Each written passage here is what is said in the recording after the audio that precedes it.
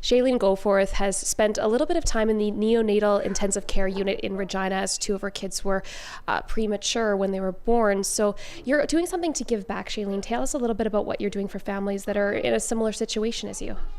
I am making little moccasins. They're so tiny. The reason I'm making them this tiny is because my baby, he was 3 pounds, and his feet were this tiny.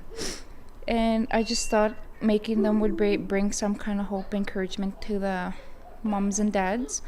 And they don't have to be Indigenous, they could be non-Indigenous, because I think every baby deserves a pair.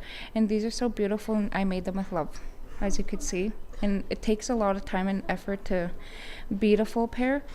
So these are what I'm going to be doing, and these are going to be for a little girl. Yeah.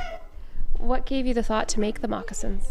Well, you see, like, there's so many other babies wearing moccasins, and I think, like, I don't think anybody ever had the idea to make any for the premature babies.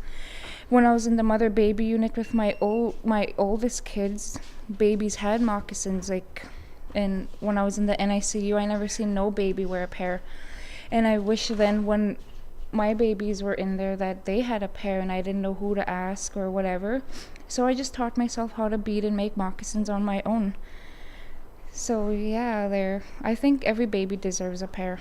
They're just too cute. I think they bring healing. They're moccasins. They're very special and they're unique. Mm-hmm.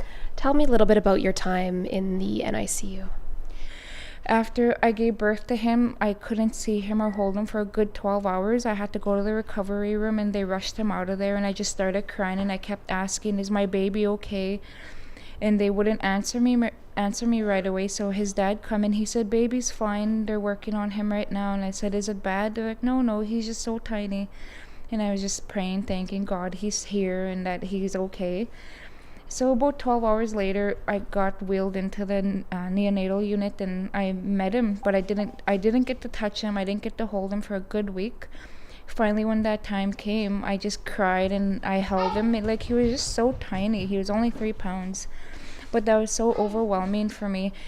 We were in there over 60 days and that was the hardest ever. We felt so alone. We felt helpless. The doctor told us he wouldn't be able to walk, he wouldn't be able to talk, he wouldn't be able to do anything like a little normal baby would do. And I just kept praying and praying. And this African lady, she was so beautiful.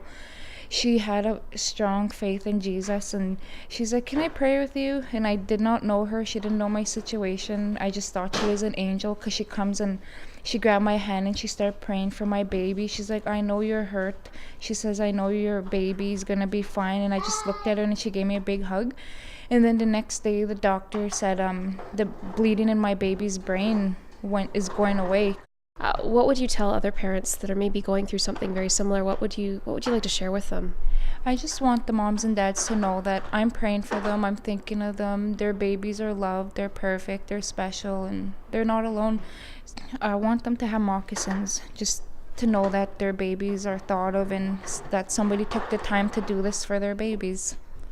All right, well, thank you so much for sharing your story, and best of luck with the moccasins. Yes, thank you.